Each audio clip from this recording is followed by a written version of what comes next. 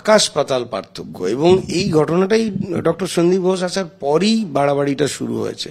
তার আগে কিন্তু ধরুন এই মানে বাম জমানা বলুন, তারপরে জমানাতেও বলুন, শুরুর দিকে আমরা বাম জমানাতে ওখানে দেখেছি রাজনীতিক মারামারি সক্রিয়তা, কিন্তু সেখানে কখনোই তখন বাম গোষ্ঠী ক্ষমতায় ছিল, তাদের নেতারা কিন্তু কখনোই আমাদের জেনারেল স্টুডেন্টদেরকে ভয় দেখিয়ে তোদের ফেল করিয়ে দেবো, পয়সা দে তবে পাশ করবি, বা যে ছেলেটি ফেল করা তার কাছ থেকে পয়সা দিয়ে বেশি নাম্বার নেও, এই জিনিস কিন্তু ছিল না। যেভাবে সন্দীপ ঘোষের বিরুদ্ধে একের পর এক এই ধরনের বিস্ফোরক অভিযোগ আসছে, শুধু এই কেলেঙ্কারি না, যে যে আর্থিক দুর্নীতির যে তদন্ত চলছে, একাধিক বিষয়ে হাসপাতালেরও যে দুর্নীতি তদন্ত আসছে, সেক্ষেত্রে এই যে এই ধরনের একটা অভিযোগ আসছে, সেটাকে আমরা কি প্রাথমিকভাবে এটা বলতে পারি যে এটা সম্ভব না, বা এরকম একটা অভিযোগ হচ্ছিল যে এই যে যখন এই ধরনের মোৎসব বা নাচ গান চলতো, সেখানে অনেক জুনিয়র ডক্টর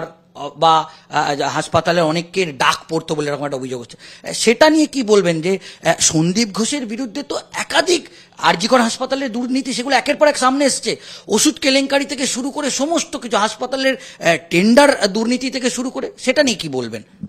দেখুন, মানে আমি যেহেতু আর.জি. করের সঙ্গে ইনভলভ নই, সবকিছু আমাদের জুনিয়র ভাই বোনদের কাছ থেকে এই মুভমেন্টের সূত্রে, বা আমাদের যারা পরিচিত এখন পড়াশুনো করেন বা চাকরি করেন তাদের থেকে জানা, বা মিডিয়া থেকে শোনা। তো এই বিষয়টা এখন তো এগুলো আমার বলার কিছু নেই, সবাই জানতে পারছে আস্তে আস্তে যে এই যে খুন ধর্ষণ বলুন যাই বলুন। আপনি তো একটা সময় আর.জি. করে পড়াশোনা করেছেন, কিন্তু সেই সময়ের সঙ্গে যদি তুলনা করেন, কি মনে হচ্ছে? আপনি সামনে থেকে যে কি মনে করছেন? দেখুন, আকাশ পাতাল পার্থক্য। এবং এই ঘটনাটাই ডক্টর সন্দীপ ঘোষ আসার পরই বাড়াবাড়িটা শুরু হয়েছে।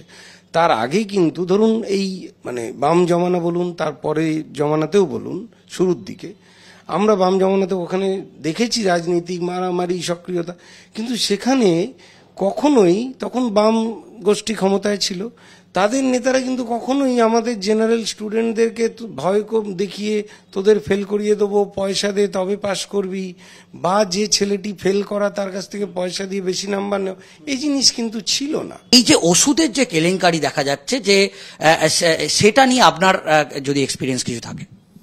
দেখুন, প্রথম কথা, আমি অ্যাডমিনিস্ট্রেশনের কেউ নই, এবং আমি কোনো টেন্ডারিং প্রসেস বা ওষুধপত্র কেনাবেচার সাথে, সেটা গভর্নমেন্ট হোক প্রাইভেট হোক, যুক্ত নই। আমি একটা অন্য দিক বলতে পারি। প্রথম কথা, খুব জিস্টে বলছি যে কেলেঙ্কারি কোথায় নেই, ভারতবর্ষে কোথায় কেলেঙ্কারি নেই? আপনি ভোট থেকে শুরু করে এমএলএ এমপি কেনাবেচা ওপেনলি হয়, ফ্লাইওভার ব্রিজ টেন্ডারে কত পয়সা এদিক ওদিক হয়, প্রতিরক্ষা আর্মি ইনস্ট্রুমেন্ট কিনতে, কামান হেলিকপ্টার এসব কিনতে রেলে কত টাকার দুর্নীতি হয়। যদি দুর্নীতি বলেন, এই হাইওয়ে, রেল, তার সঙ্গে আরও যেসব জায়গা ফ্লাইওভার এটসেট্রাতে যে দুর্নীতি, সেই তুলনায় হেলথের দুর্নীতি বিন্দুতে মানে সিন্ধুতে বিন্দুর মতো। তবুও এবার প্রশ্ন হচ্ছে কোয়ালিটি গুণমান নিয়ে তো প্রশ্ন উঠবেই। আমি আজকে একটা অ্যামোক্সিসিলিন ক্ল্যাভুলিনেট ওষুধ লিখব ইনফেকশনের জন্যে, আজকে ইন্ডিয়াতে অন্তত 200 থেকে 300 কোম্পানি তৈরি করে। তার কোয়ালিটি কন্ট্রোলের দায়িত্ব তো সেন্ট্রাল গভর্নমেন্ট মেনলি, কিছুটা স্টেট লোকাল তার যা ল্যাবরেটরি ইনফ্রাস্ট্রাকচার আছে। তো একটা ওষুধ, এই যে জেনেরিক ওষুধ বলে বিরাট কিছু চলছে, যে ব্র্যান্ডেড ওষুধের এত দাম, জেনেরিক ওষুধের দাম কম। এবার জেনেরিক ওষুধের ক্ষেত্রে ব্র্যান্ডে একটা বড় ব্র্যান্ড হলে আমি সেখানে একটা বলতে পারি যে একটা XYZ টপ কোম্পানি আমরা ভরসা করে দিতে পারি, এদের একটা কোয়ালিটি চেক আছে। কিন্তু এই যে জেনেরিক 200-300 কোম্পানি, ছোটোখাটো যে কোনো রেজিস্টার্ড কোম্পানি এনে প্যাকেজিং করে বিক্রি করে দিচ্ছে, এদের কোয়ালিটি কন্ট্রোল কে দেখবে?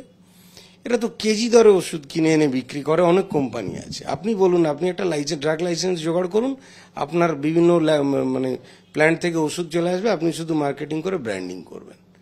তো এই যে সবচেয়ে কম দামে ওষুধ কিনে টেন্ডার তৈরি করা, এই প্রসেসের মধ্যেই গন্ডগোল। কোয়ালিটি চেক তো করতেই হবে, না হলে তো ওষুধ, একটা ব্যবসায়ী সে হাসপাতালে ওষুধ সাপ্লাই করে, সে দেখছে সবচেয়ে কম দামে টেন্ডার দিলেই আমারটা পাবো, সে ওষুধের গুণমান নিয়ে দেখবে কেন? আর দ্বিতীয় হচ্ছে টেন্ডারিং প্রসেস এবং কোয়ালিটি চেক, ব্যাপারটার মধ্যে এত ঢিলে ঢালা ব্যাপার আছে, যেখানে টাকা পয়সা খাওয়ার ব্যাপারও আজ সব জায়গায় যেমন হয়, সেখানে এটা তো স্বাভাবিক যে সেখানে কোয়ালিটি কম্প্রোমাইজ হবেই। আমাদের ভারতবর্ষের মতো দেশে যেখানে অপরাধ করে অপরাধী শাস্তি পায় না বলেই ধরে নেওয়া যায়, কি হবে, এই যেমন একটু ফাইন টাইন হবে, ম্যাক্সিমাম লাইসেন্স ক্যান্সেল হবে, অন্য নামে আবার লাইসেন্স করে নেবে কোম্পানি। এই তো দেখছেন শয়ে শয়ে হাজার হাজার কোটি টাকার দুর্নীতিতে যুক্ত লোকেরা অনায়াসে কিছুদিন পরে জামিন পেয়ে যাচ্ছে। সেটা নিয়ে মিডিয়াও উল্লসিত, কিছু ক্ষেত্রে কিছু মানুষও উল্লসিত। তাহলে আমরা ধরেই নিচ্ছি ভারতবর্ষে অপরাধ করলে তার শাস্তি হয় না। অপরাধ করলে শাস্তি কার হবে? যে গরিব মানুষ, যার বিরাট টাকার জন্যেই এবং ইনফ্লুয়েন্স কম, bit political, bit social influence বা টাকা পয়সার ক্ষমতা, ফলে সেই সব ক্ষেত্রে শাস্তি হবে। আর আমি যদি ওই জায়গাটা পার করে নিজেকে সিকিউর করতে পারি, শাস্তি হবে না। ফলে যা ফল হওয়ার তাই, যেখানেই সুযোগ সেখানেই দুর্নীতি, সেটা ওষুধ সাপ্লাইয়ের ক্ষেত্রেও হতে পারে। আকাশ পাতাল পার্থক্য। এবং এই ঘটনাটাই ডক্টর সন্দীপ ঘোষ আসার পরই বাড়াবাড়িটা শুরু হয়েছে। তার আগে কিন্তু ধরুন এই বাম জমানা বলুন, তারপরে জমানাতেও বলুন, শুরুর দিকে আমরা বাম জমানাতে ওখানে দেখেছি রাজনীতিক মারামারি সক্রিয়তা, কিন্তু সেখানে কখনোই, তখন বাম গোষ্ঠী ক্ষমতায় ছিল, তাদের নেতারা কিন্তু কখনোই আমাদের জেনারেল স্টুডেন্টদেরকে ভয় দেখিয়ে তোদের ফেল করিয়ে দেবো, পয়সা দে তবে পাশ করবি, বা যে ছেলেটি ফেল করা তার কাছ থেকে পয়সা দিয়ে বেশি নাম্বার নেও, এই জিনিস কিন্তু ছিল না। যেভাবে সন্দীপ ঘোষের বিরুদ্ধে একের পর এক এই ধরনের বিস্ফোরক অভিযোগ আসছে, শুধু এই কেলেঙ্কারি না, যে আর্থিক দুর্নীতির যে তদন্ত চলছে, একাধিক বিষয়ে হাসপাতালেরও যে দুর্নীতি তদন্ত আসছে, সেক্ষেত্রে এই ধরনের একটা অভিযোগ আসছে, সেটাকে আমরা কি প্রাথমিকভাবে এটা বলতে পারি যে এটা সম্ভব না, বা এরকম একটা অভিযোগ হচ্ছিল যে এই যে যখন এই ধরনের মোৎসব বা নাচ গান চলতো, সেখানে অনেক জুনিয়র ডক্টর বা হাসপাতালে অনেকের ডাক পড়তো বলে এরকম একটা অভিযোগ হচ্ছে, সেটা নিয়ে কি বলবেন? যে সন্দীপ ঘোষের বিরুদ্ধে তো একাধিক আর.জি. কর হাসপাতালের দুর্নীতি, সেগুলো একের পর এক সামনে এসছে, ওষুধ কেলেঙ্কারি থেকে শুরু করে সমস্ত কিছু, হাসপাতালের টেন্ডার দুর্নীতি থেকে শুরু করে, সেটা নিয়ে কি বলবেন? দেখুন, আমি যেহেতু আর.জি. করের সঙ্গে ইনভলভ নই, সবকিছু আমাদের জুনিয়র ভাই বোনদের কাছ থেকে এই মুভমেন্টের সূত্রে, বা আমাদের যারা পরিচিত এখন পড়াশুনো করেন বা চাকরি করেন তাদের থেকে জানা, বা মিডিয়া থেকে শোনা। তো এই বিষয়টা এখন তো এগুলো আমার বলার কিছু নেই, সবাই জানতে পারছে আস্তে আস্তে যে এই যে খুন ধর্ষণ বলুন যাই বলুন। না, আপনি তো একটা সময় আর.জি. করে পড়াশোনা করেছেন, কিন্তু সেই সময়ের সঙ্গে যদি তুলনা করেন, কি মনে হচ্ছে? আপনি সামনে থেকে কি মনে করছেন? দেখুন, আকাশ পাতাল পার্থক্য। এবং এই ঘটনাটাই ডক্টর সন্দীপ ঘোষ আসার পরই বাড়াবাড়িটা শুরু হয়েছে।